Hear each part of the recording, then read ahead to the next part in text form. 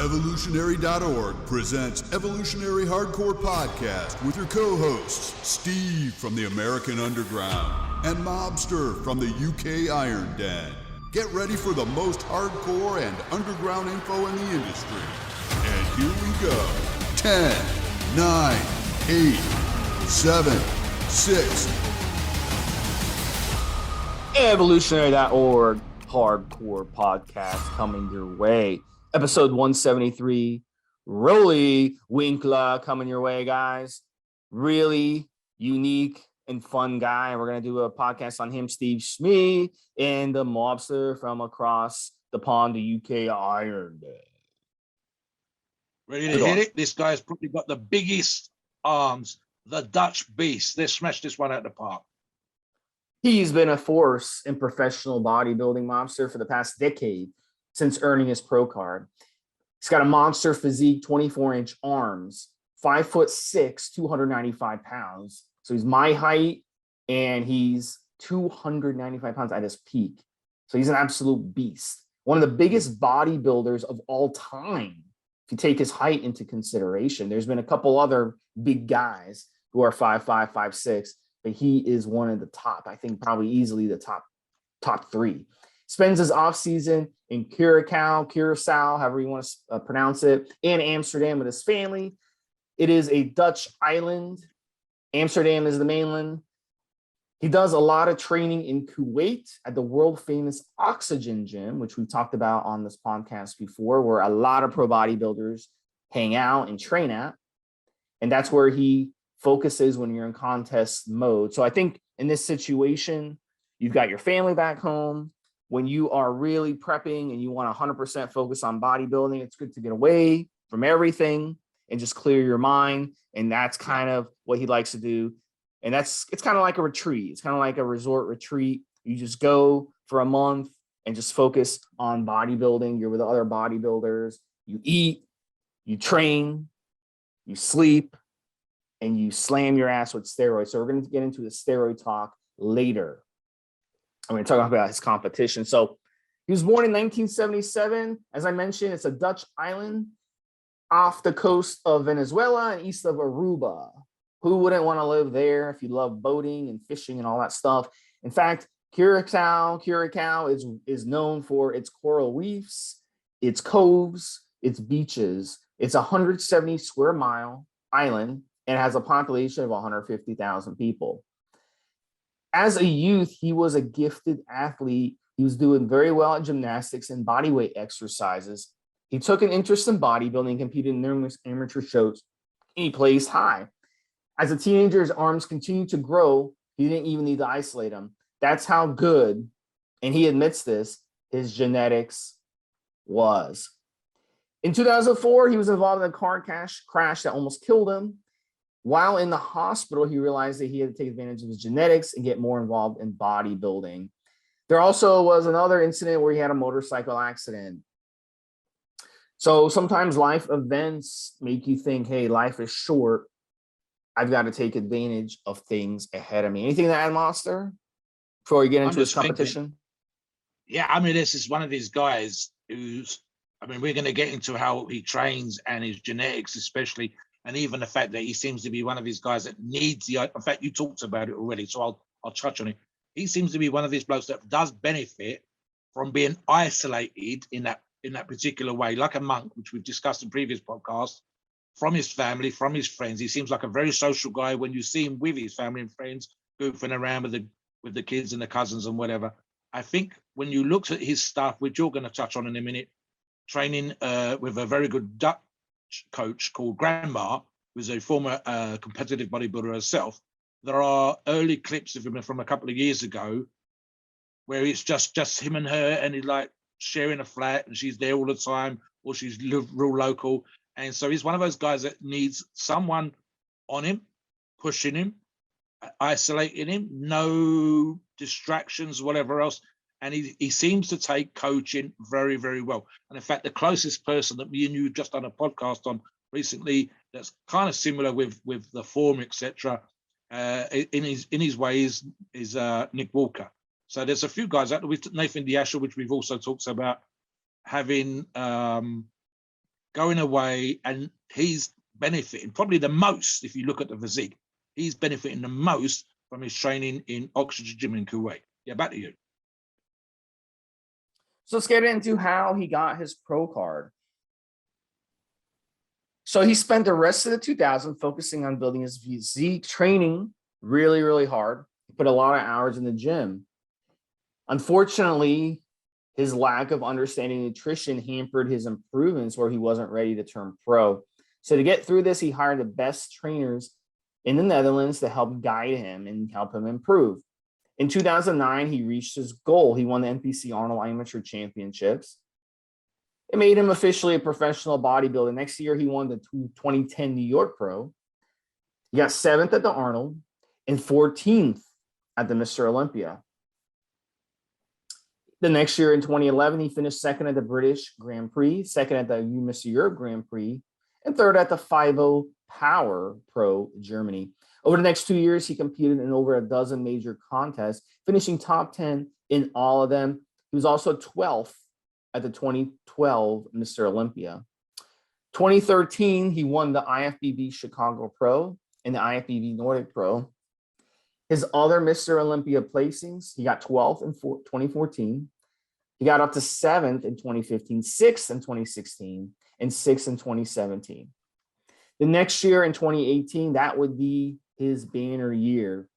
He won the IFBB Arnold Classic Australia and EVL Prague Pro. He also finished 3rd at the Mr. Olympia, just behind Sean Roden and Phil Heath. It was really close. Roelly had 27 points. Heath had 17 points. And Roden had 13 points. So it was a very close top 3 finish. And some thought that Roelly was the best bodybuilder on stage. So it was really, really close. Mobster, tell us your thoughts on that one. It's a shame he almost got it. I'm going to jump in here just for a second as well. I think something that happened around that time, and he wasn't the only person that was struggling with this, is the guys weren't controlling their stomachs. They weren't controlling their guts.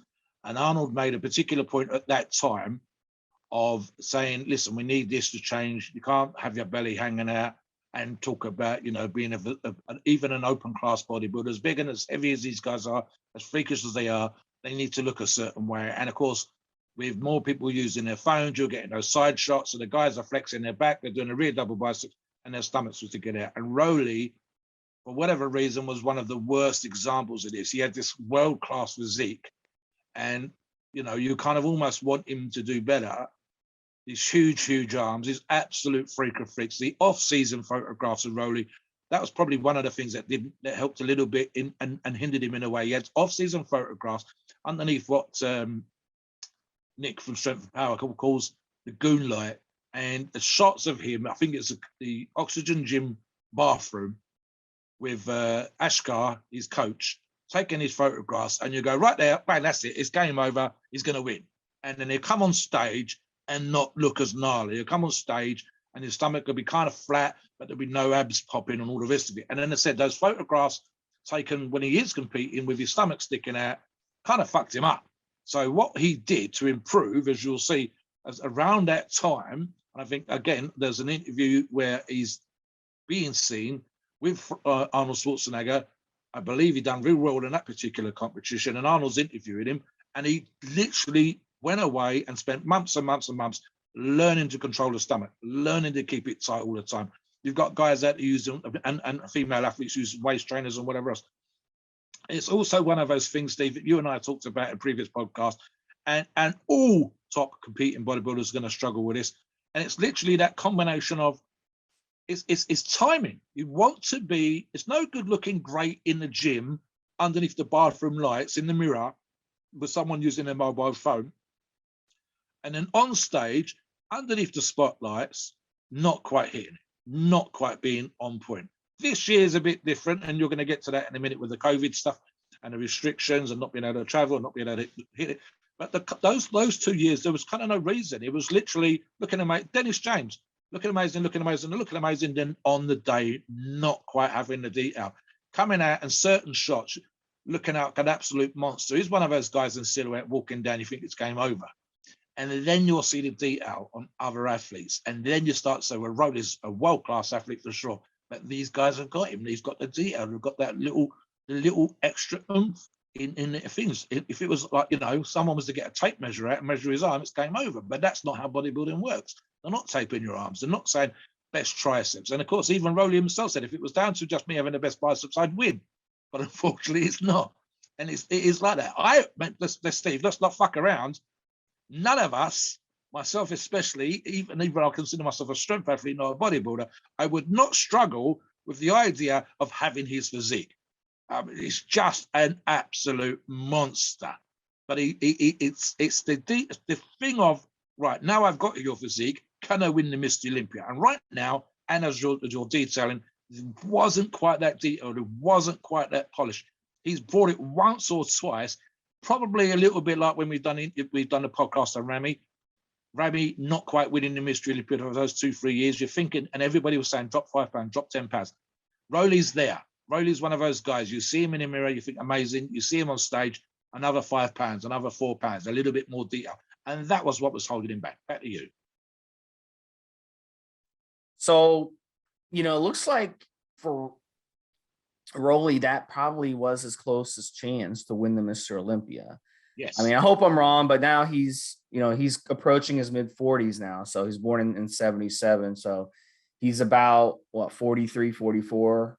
He's got a couple of young guns that are right there with him now. And I think those guys are moving forward. And Roelly, he has a chance, but the 2 young guns, and we've done podcasts on these guys already, Nick Walker and Hunter Labrada, they're both there or there. Nick especially is probably very similar physique in his way to Roelly.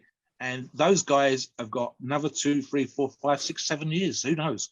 And they're only going to improve. Nick Walker, especially right this minute, as we said in the pre-show, looking like an absolute monster in the off-season. Roelly's there. But will Roelly get that much better? No. I don't think he needs to grow. He doesn't need to have any more size. He needs to come in drier. This year was a bit of a fuck-up, and we'll get to that in a minute. But those 2 other young guns, they're coming forward. And there's no reason for them not to improve, no reason for them not to get better. And that's what he's up against. If those guys, top 4, top 5, as we already know, they're taking Roelly's place. They're pushing him down to 6. They're pushing him down to 7. And, of course, it's again a condition thing. There are other athletes, smaller, maybe not as young as the 2 that I've just mentioned, that have got the condition.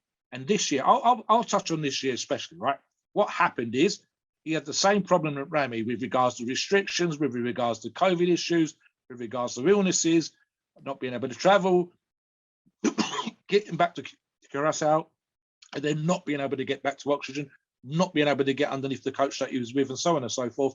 And it showed. He ended up having to do a bunch of competitions to try and qualify for the Mr. Olympia, and that wasn't quite working either. And it literally came down, it's going to be one of those last-minute things. Was he going to get in? Wasn't he going to get in? That is not what you want to do. I'll give Nick Walker again.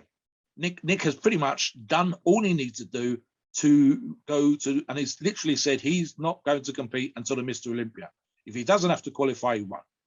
And unfortunately, Roelly had that situation where that wasn't the case. He had to do a bunch of competitions, and if you're at his level, we know this, and you're trying to be absolute world class, you cannot compete. Some people can, but most people can't. I know I can't in the stuff that I've done in the past. I cannot do 4 or 5 or 6 competitions and expect to be at my strongest. And that's when I was at my best. The same applies to Roelly. If he's on the wrong side of 40, like Steve says, then you can't go, right, I'm going to do 1 competition and qualify. No, right, I have to do another competition. No, 3rd competition. How the hell you're going to, your conditions meant to improve when you're as huge and as muscular as he is? And then you've got to travel, you've got to go to competition overseas, you're getting into it. Traveling alone can put water on you just on the plane.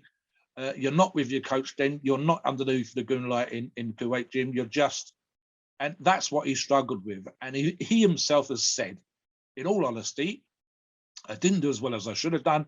Next year will be better. I know where the mistakes that I made. I know what the issues were. I've just covered them. Roelly knows what they are. If he can get it together, if he can stay in one place, again, that might mean more months in Kuwait, Steve. It might mean more time away from the family. But is it a price he's willing to pay? And you just travel from there to America get a qualification, win a competition, get instantly enough points that you can compete in the Olympia. He's had invitations in the past, but can't be doing that. Boom, straight in. Then just do the Olympia. Just focus on coming to Vegas, as it's going to be this year. Just work on that condition. Bring everything together. It might be his last roll of the dice as well. And again, that's down to the age that Steve's already mentioned. Back to you. Yeah, so let's just clean up what happened after 2018, which was his banner year where he almost won the Mr. Olympia. He got third place. So the next year at 2019, Mobster fifth place at Mr. Olympia. So he fell back a little bit. And then as Mobster mentioned, the next year, 2020, was a disaster for him. He opted out of the Arnold Classic. He said to spend more time with his family, which is understandable, but he was gearing up for Mr. Olympia. Because of the pandemic, he had to skip 2020 Mr. Olympia because he tested positive for COVID-19 while he was en route to the United States. Next year in 2021, he came back and competed in 6 competitions. He got second at the IFBB Europa Pro, second at the IFBB Yamamoto Pro, and he fell all the way back to 11th at Mr. Olympia. So he is definitely trending in the wrong direction. So we'll have to see if he can jump back. Six competitions. That's basically what's happening there. He's not a guy that gets better. There are 1 or 2 individuals in the top 10, top 20 where, and I've seen this a couple of times, even in the strength stuff, where you do just enough to win. And I mean just enough. And then the next week they're better. He's not one of those guys. He's gonna get worse. He's got more traveling, more points, more stress. And can you imagine, you've done 4 competitions and you still haven't qualified? The stress. And we know that, again, at that level, stress is enough to get your film of water. Stress is enough to ruin your physique. Stress is enough to stop you feeling out. It's as simple as that. 6 competitions, Steve. I used to do well on if I did 1, maybe 2 a year. And that's, again, for my strength stuff. You have to be able to, the smaller guys, I'm going to say it's the smaller guys, the 200-pound and under, they seem to be the kind of guys that can do multiple competitions and it not fuck them up. Huge guys, as big as a house as he is, it's one of those guys that 1 or 2% off, and doing 6 competitions is enough to make it a lot more than 1 or 2%. Makes a difference. He's not one of those blokes that benefits from more competitions, from posing on stage longer, etc., etc. Just not. And then the traveling and the stress and the aggravation. And like I said, maybe being away from the coach, family. Again, he's a family guy, very sociable. So again, more time away from family, more time away from your friends, more time away from goofing around, etc., etc., and chilling out and relaxing. And those cortisol is a stress hormone, as opposed to the serotonin, etc., the feel-good hormones. He's a guy that not responding that well to all of those things. But 6 competitions, Steve, he's just worn out. If he can do it in 2021, 2022, where he's not killing himself, not stressing, qualifies real early, then we might see a different Roelly Winklaar in 2022 on the Olympia stage. The next thing we're going to talk about is social media. 2 million followers on Instagram. That is pretty big. Very popular. Lots of videos of his training, posing, and goofing around. My favorite post he made is of him posing, and I'm going to link it if you guys get a chance to read the article on this podcast and on about Roelly. Check out his Instagram page. He's got a lot of cool pictures up there. So several brands that he reps: Mobster, Yamamoto Nutrition, Nibia Fitness, and Rider Wear, among others. So he's definitely bringing in some cash, and he's definitely living the dream as a professional bodybuilder. So good for him. I'll jump back in here again, Steve. He does it exactly like we think it should be done. You and I have talked about social media multiple times on his Hardcore podcast. It's a perfect combination, in my opinion, of pushing a product, for example, Rider Wear shoes, and then the next photograph, as you say, there'll be a picture of him or a video of him running a motorcycle up and down. There'll be next day, it'll be a Nebia Wear clothing, and then the day after that, there'll be a picture of him with a cousin, a niece, or a nephew, sleeping, sunbathing, goofing around on the beach. It's the perfect combination, and that's the reason why it probably works for him in terms of Instagram making money and getting sponsorship, and at the same time, it's family orientated, it's friendly. I touched on it before. It's up there with The Rock. The Rock has his shit down, and he's got 100, 200 million followers.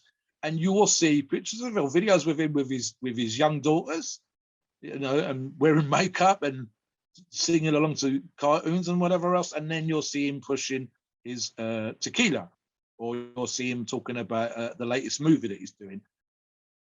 This is one thing that Roelly has it down pat. Not everybody does. I just mentioned a name earlier on, and whose YouTube especially is absolute god awful at the minute, and that's Hunter Labrada. Hunter has literally taken over doing videos on his own channel when he was working with his dad, Labrada Nutrition, and they're great professional videos. Hunter's taken it over, 2 videos in the last 4 or 5 months.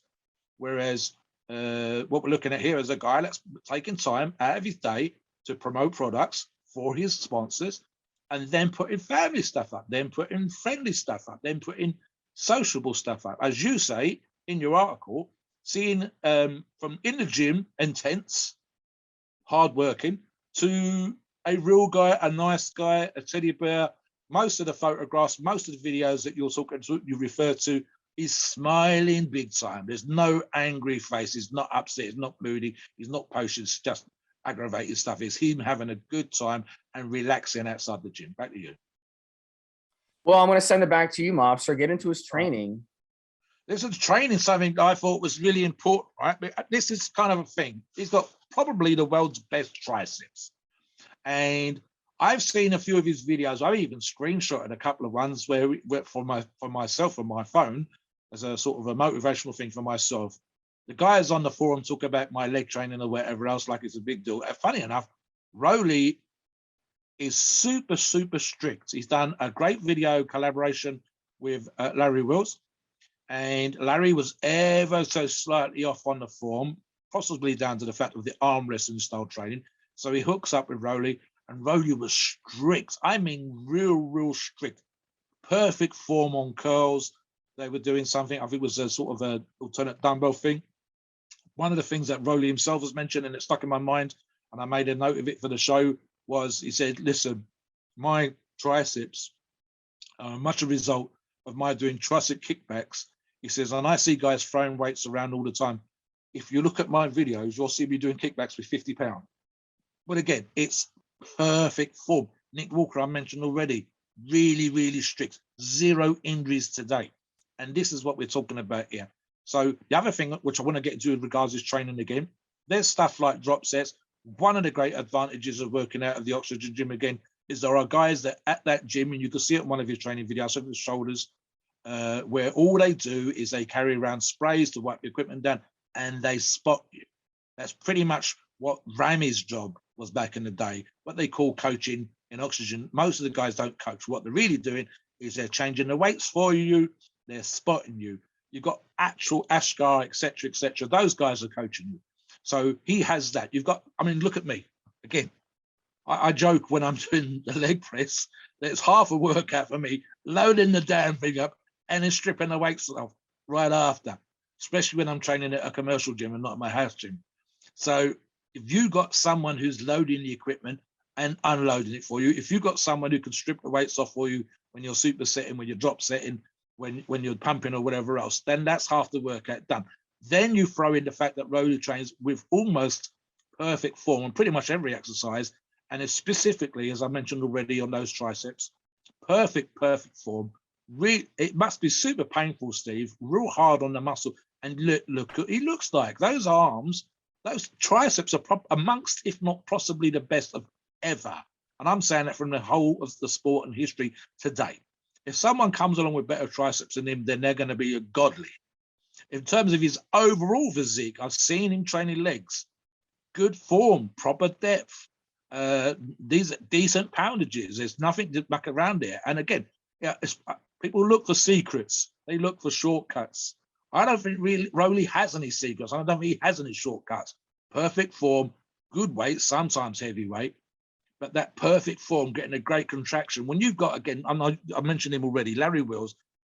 There's a video just come out with Ronnie Coleman watching Larry Wills lift. And on several of Larry Wills lifts, you got even Ronnie Coleman saying he's stronger than me. Well, I've watched Larry training with Roelly, and as I said already, the form with Roelly was that much better. It was like a lesson in how to do the lifts. And look at, as Steve has said already, 24-inch arms with moderate weights.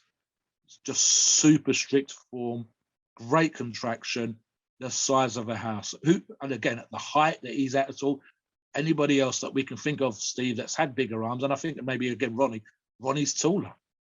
Roelly's a short guy, a shortish guy, 24 arms on his height. Sometimes it looks like they've been paint shopped. Sometimes it looks like they've been morphed. And it's sometimes just a camera angle, but more often than not, it's just because his arms are so damn big. So yeah, back to you, Steve. His diet, guys, 6 times a week, usually eats. He eats a lot of food, a lot of protein. His favorite muscle building foods: oatmeal, nuts, eggs, broccoli, fish, chicken, bananas, rice, and green vegetables. I'm sure he gets a lot of that back in Curacao, fresh. South America. Islands, sometimes it's harder to get food, but South America, they grow a lot of the stuff and they raise a lot of the stuff, and it's really, really good quality. However, Mobster mentioned this earlier in the podcast, overeating has gotten him in trouble before. He's coming too big for competitions.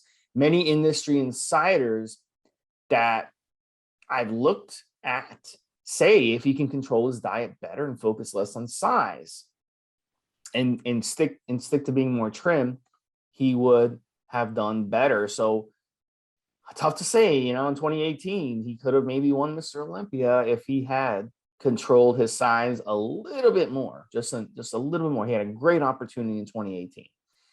And that may have been it. That may have been his one shot. Do you know what, Steve? And this is a thing, right? I mean, you can actually make money being a freak. I mean, Tom, I'm thinking, for example, Tom Black's quads, the amount of seminars and posing exhibitions he did back in the day when he had those legs and to a lesser degree, those calves and even a decent upper muscular body. He probably was making as much as the guys that were winning the Mr. Olympia, if not more sometimes. And there's been blokes like that before out there, athletes out there, where they're being, Victor Richards is again, someone who never won a real big competition, goes and gets the Mr. Nigeria, gets his pro card, comes back. He was making serious money. And if you had your head on right and you market yourself right, you can do real well. So what I suspect has happened here, and again, the goon light stuff applies from earlier on. When you are a freak of freaks, and he is a freak of freaks, there's an element where maybe everybody's going, oh my God, you're an absolute monster. You're just crazy. Oh my God, it's like a cartoon. I can't get my mind around it. And he's got good sponsors. And then maybe what happens, and we've seen it before with other athletes, you don't quite bring everything that needs to be brought in order to win the big show. It's all well and good. I mean, to give you an example, right? He would probably do perfectly well winning a couple of middle competitions, the Europa Pro, etc., and then come over to the Olympia and get fantastic marketing, fantastic sponsorship, good deals, etc., being in the top 3. But if he doesn't do that, then we've seen him struggle and we've seen him have to work a lot harder. And that might be the issue right there. 2020, 2021 was god-awful for every athlete. And I think we saw that reflected in all of the Zigs, not just Roelly's. Roelly's one of those guys you want him to do well. And I mentioned Dennis James earlier on. Dennis was famous for having great photographs when he was training in Thailand, taken outside of the gym in a string top. And right in those pictures, in the gym, it was like game over. This guy, if he could just look like that on the Olympia stages and win, Roelly's like that. And maybe there's an element of it, Steve. If you can imagine it, you and I, whether it's for strength or for bodybuilding purposes, we were absolute monsters. We were world-class strength athletes, world-class bodybuilders. The guys on the forum, every time we post, we're going crazy. Every time we put a picture up, we go, oh my God, Steve, you're a monster. You're this, you're that, you're the other. There's an element then sometimes that you get lazy. And I mean it, because you're not having to train as hard as anybody else. You're not having to grind. You're not having to force feed. You're not having to take tons and tons of PEDs. You just are that size. You are that strength and so on and so forth. If he's using 50 pounds to get those triceps, everybody else is out there slamming, trying to do 100 pounds, 120 pounds, whatever, to catch him up. It's kind of maybe a thing where you need to kick up the arse. This is why I go back to Grandma when he was being judged in the Netherlands and Ashkar over in Kuwait. He's maybe one of those guys that needs to have someone really don't be fucking lazy just because you're a freak. Eat your damn food. Train as hard as you motherfucking can. He's probably one of those guys. It needs that extra 1 or 2% of a push. And if he doesn't get it, this is where we get the, oh my God, if only he did, he would be in third place. If only he did, he might win the Mr. Olympia. There's probably that element right there, Steve. I won't say it's easy, but it's easier than it is for a lot of other people. Because it is, maybe you need someone to push you that little bit more, that little bit harder, that little bit more of an edge.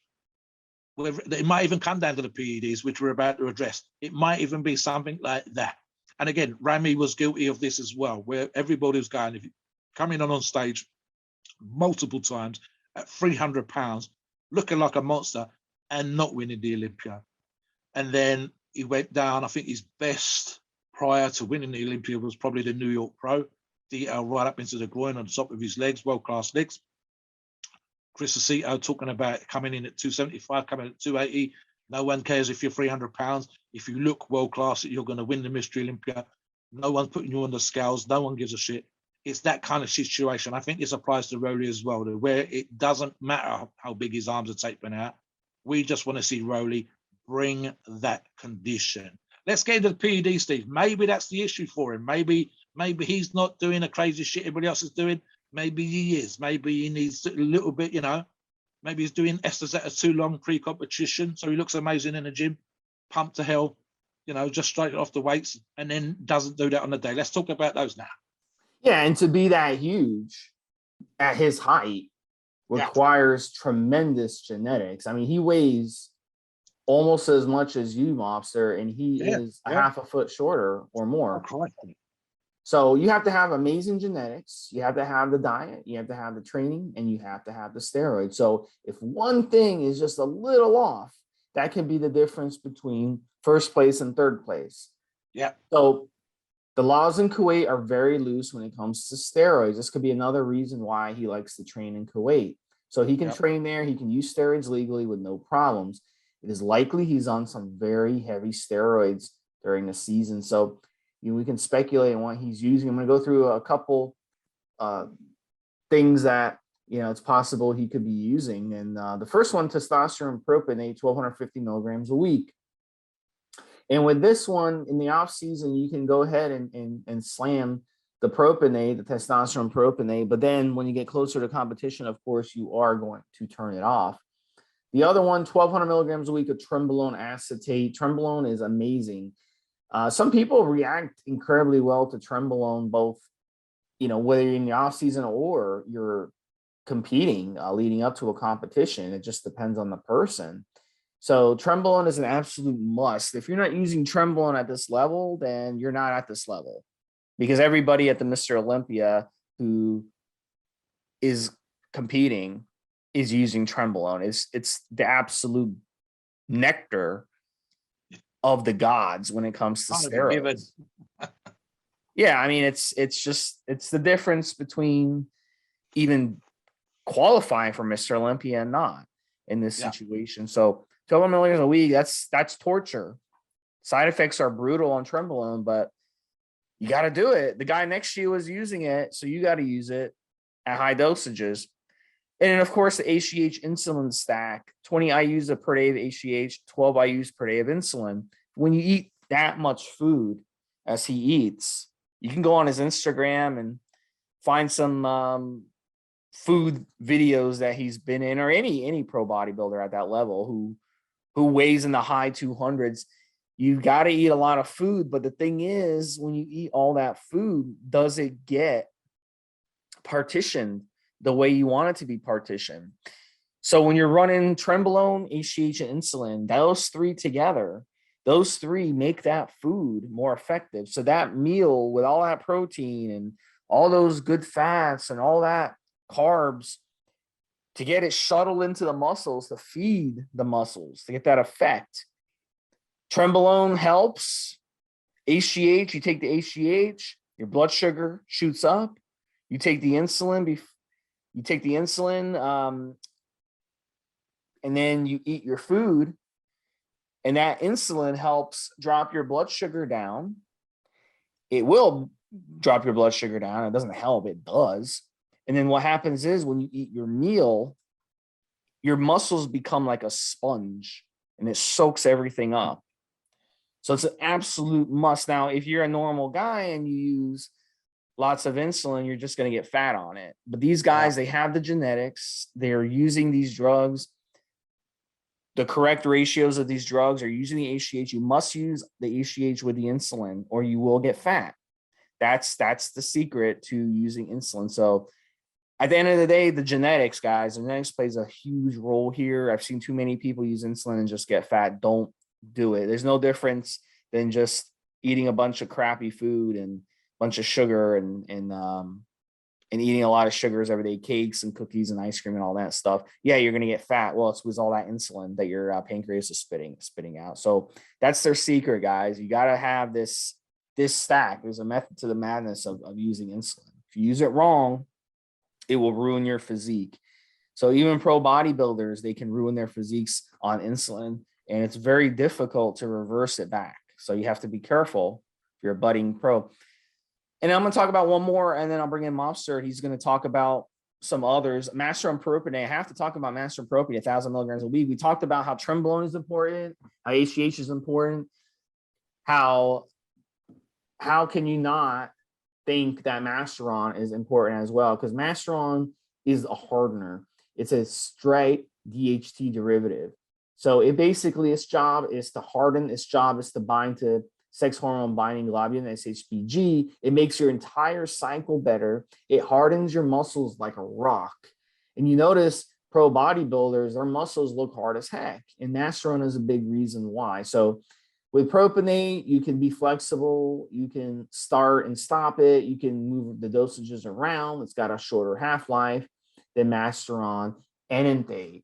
Remember, Masteron Propanate has historically been the only thing that's been available, farm grade, human grade. There's no such thing as Masteron and Enthate unless it's an underground lab producing it.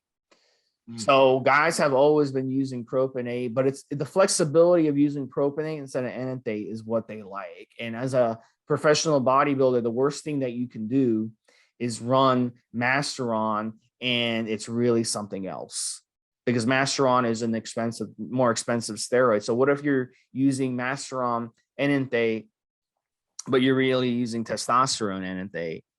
You really screw yourself. So the Masteron Propanate, you will know, hey, this is the real deal. And this stuff hardens you up. I've been running Masteron before Mobster, and I can remember I went and got a massage, and the massage lady said, she's like, you have the hardest muscles I've ever felt in my life. They're hard as rocks.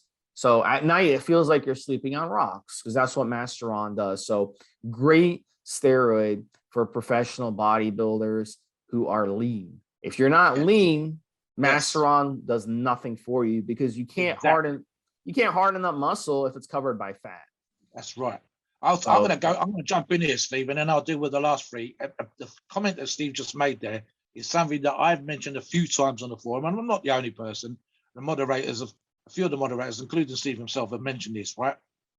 You get guys come on and they talk about fat burning steroids or fat ones that are going to make you lean. And the reality of the situation is, and I mentioned this exact line the other day, right? If a top professional bodybuilder with the best genetics, the 1% of the 1% of the 1% in the whole fucking world has to diet, has to do conditioning, has to do cardio, and then they use what we call a fat burning steroid or whatever else. If they have to do all those other things to get into shape, why do you think with normal genetics, even if you've got slightly better than normal genetics, that you don't have to diet, that you can take this drug and you're going to get lean? It doesn't work. You need to be lean. You need to work on your diet. You need to do your cardio. You need to do your conditioning. And then these drugs with the genetics, especially when you're at Roelly Winklaar's level, will have the desired effect. The following three drugs are exactly the same as Masteron in that particular regards. They're all what I would consider for him polishing. One of the drugs, Anavar, for example, I like for strength. Don't put on much weight when I've used it. Typically, because I'm not trying to get bigger or heavier or whatever else, I'll gain 5 pounds on cycle. but I'll get 10% stronger, which is a lot at my level. And then I'll come off, I'll lose the 5 pounds. Now, of course, I've addressed how to maintain your gains, but I'm not trying to get bigger. I'm not trying to get heavier. But when I'm using Evo, I am temporarily trying to be stronger for a reason, whether it's a bench press or squat or deadlift or grip competition or whatever. Now, equipoise at his level, and Steve has addressed this in the article, we're not talking about moderate dosages, guys. And again, it's a competitive bodybuilder trying to be the best in the world. So we're talking about 1,000 milligrams, 1,200 milligrams a week of equipoise. And again, you have to have all your other things in place, all your other stuff in a line ready, and then equipoise, like the Masteron, can do its magic. The same again with Winstrol. Winstrol is a drug, multiple uses, but in this, with everything else that we've already mentioned, 200 milligrams a day, that's still 1,400 milligrams a week. That's a lot of equipoise. And Winstrol, and it's basically adding the polish, it bringing the detail. But again, he's still got the diet. He's still got to do his cardio. He's still got to do all those things with world-class genetics for Winstrol at 1,400 milligrams a week, 200 milligrams a day, to do its job, to harden up, to get him lean, to have him on stage show ready. And the last one again, which I just touched on before, and again, it's still a lot because it's 200 milligrams a day. And again, it's probably for short periods of time, especially as an oral. And again, Winstrol can be used as an oral, even in its liquid form. Is one of the things that's been mentioned in bodybuilding, where you keep on training hard. So that'll be useful here for Anavar as well. And keep on trying to use the weights that you load to the bar, that you're using on the machines that made you that big, that made you that muscular. And Anavar is one of those drugs that can help you hold that muscle, help you keep that strength.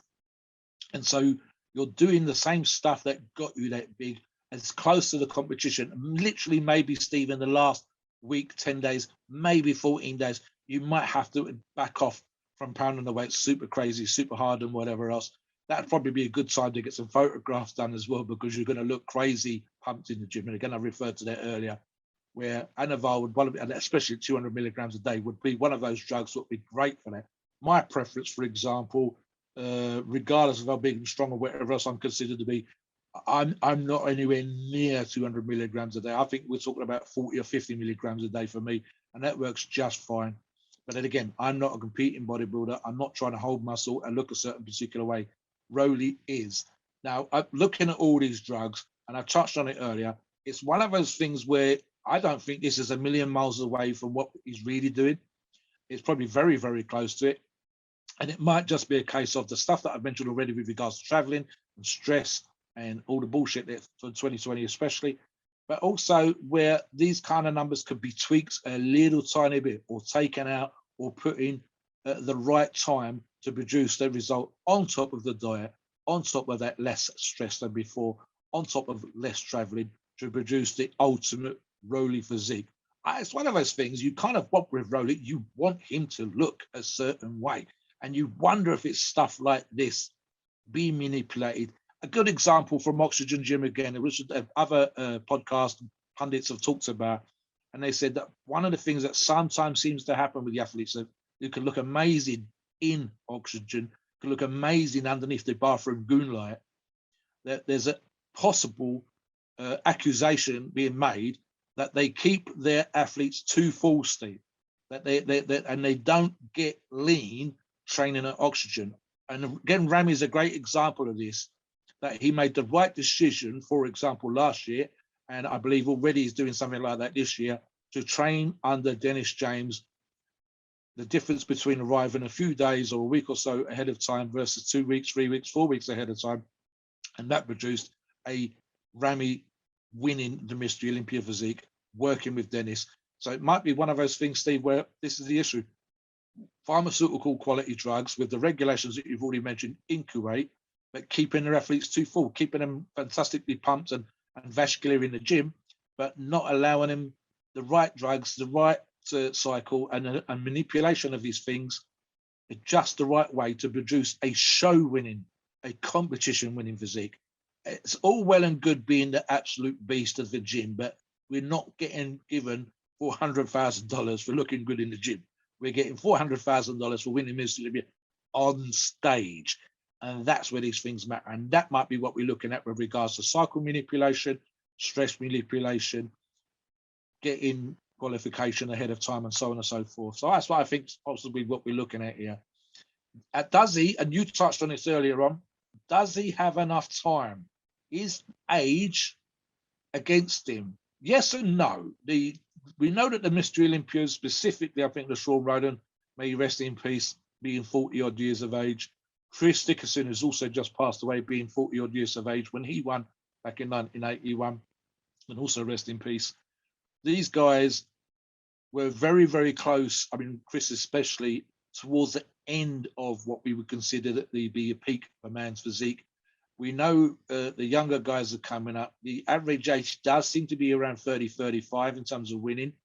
Roelly's past that, but he's still got a world-class physique. It's one of those things we might still have it in him, but maybe, like I mentioned already, he needs to drop staying so full a la Oxygen and Kuwait style and bring us something a little bit different, a little bit harder. And it might come down to what we've talked about when it comes to performance enhancing drugs, a little bit more of a manipulation. Maybe there's stuff that's staying in here too long. Maybe he's holding a little bit too much in the cells. Maybe it's just literally he needs to do more hardening, more dieting.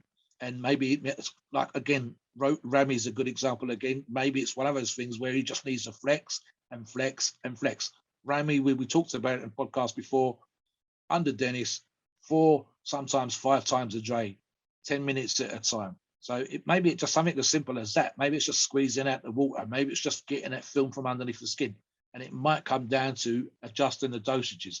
On here, for example, you mentioned it already, reducing the amount of test prop, manipulating the trend, and then keeping the other stuff there. It might be taking out the insulin a little bit ahead of time. We haven't mentioned on here, it might come down to something as simple as maybe he's not someone that gets on well with diuretics. Maybe there's an issue there. What do you think, Steve? Yeah, I mean, I honestly, my opinion is, just going back to a couple of your points you made earlier in the podcast, I think that, you're right. I mean, his image for sure. He's who he is. He's comes off as a goofy, cool dude, like who likes to joke around, likes to have fun in the gym and stuff. So, that's his personality. And perhaps, like you said, him doing everything that everyone else wants him to do, trim up and all this stuff, it may not have necessarily won him Mr. Olympia. We don't know. So you can make that argument, like he's won enough competition. So you can't really say that he did anything wrong or he did anything right. He is who he is. So he doesn't have to win Mr. Olympia to make a good living for himself and be, a top end bodybuilder. So yeah, I mean, he's mid 40s. I mean, he was born in 1977. So, I mean, he's approaching the 45-year-old mark. So he's running out of time. So I watched a video yesterday, and it was to do with the guys that had the best calves. And there's a bloke on there that some of you might remember. Unfortunately, another fella had passed away. Mike Matarazzo. Mike Matarazzo had some fantastic arms, especially biceps. I've seen him in seminar. And some fantastic world-class calves. And in fact, this is the point of that particular video. But I also recall him saying that his dad, who was in a wheelchair, had world-class calves. So the genetics for sure was there. Now, Mike, like Tom Platz earlier on, became famous without winning, getting into magazines, getting features, doing videos, traveling around the world. Like I said, I see him in seminar myself at a hall at the back of King's Cross Station in London. A great guy in terms of his personality, and very, very popular, as Roelly's been. I think Roelly's also won one of the People's Choice Awards, where the audience votes for their athlete that they like the most, even if he's not the guy that's going to win the competition. I think Roelly's won one of those. And Mike Matarazzo was exactly like that. He'd come on, he'd have rock music going, he'd stick his tongue out like the lead singer of Kiss, and he would flex, and he'd go up and down the stage and work in a crowd, but he lacked something as well. He had that kind of flat thing going through the midsection, which I've already mentioned with Roelly. He'd flex a certain way, and you go, oh my God, he's a monster. he flexed another way, but then you'd put him against someone, for example, in this day and age, Phil Heath, and instantly Phil wins. Instantly Phil wins because Phil has everything, all the detail, all the aesthetics, except 3D stuff. But Mike was smashing it. He was traveling around the world. He was making the money. And there's an element there. I'm not saying this is exactly the case with Roelly. I'm saying there's a possibility. When you are a world-class freak with the genetics that he's got, with those arms, people are going to, this is how fucked up this shit is, right? To prove the point. He could turn up to an event in this country where you live, Steve, over in Florida, in a vest top, in a tank top, with the shirt right up to the neck, right? With just his delts, his biceps, his triceps, his forearms on display. And he could be wearing a long ass pair of shorts right the way down to the mid calf. And people wouldn't complain. They would go to see him just for those arms. They would go to watch him train just for those arms. They would pay to go to a seminar just to see those arms. And that's how freaky those arms are. So that possibly might be one of the issues. It might be that he's not pricing as high because there's an element of not needing to, not having to. And because you don't need to, because you don't have to, and especially because you don't want it that much, if someone's giving me, for argument's sake, $100,000, $200,000 a year just to have these amazing arms, and they're requiring that I compete, I'm going to do it. You're going to do it. We like to train. We've got these world-class arms. I'm getting $200,000. I've only got to go to a competition. It's great if I win, and there's probably a bonus thing there in my contract for me, but I don't need to. And again, like, it might be one of those really bizarre things where that little bit lack, where you almost need it in your soul that you want to be driven to win. And even what you touched on just now, when I said something earlier on, when I talked about, smiling and laughing and being with the family stuff, it may almost be that he's not quite hungry enough. We've touched on this as well, and this is important, not for Roelly, but for a lot of guys. You almost need something the matter with you mentally. If you've got this great situation, great life, etc., outside of the gym, you kind of need something fucked up in your head that drives you to do stuff that no one else has done. Whether you're an Olympic weightlifter, as has just happened recently, putting up world-class clean and jerk and a world-class snatch run. Both those two were records. His total together was an all-time record, and he looks good for more. The idea for him to throw over his head in the clean and jerk a weight that most of us can't even deadlift, even world-class athletes can't even deadlift, is mental. He has to have something about him that drives him, the hunger to be at that level, to do that, the risk of injury if that weight comes crashing down, and break his wrist, never lift again if his back goes, etc., etc. And this applies to motorcycle riders in the races and Formula One guys, when they're cutting a corner tighter than anybody else, when they're coming out of a corner faster than anybody else, when they're 1 inch away from the other guy, when they're trying to overtake. There needs to be an element there, a kind of almost craziness, a risk, if you like.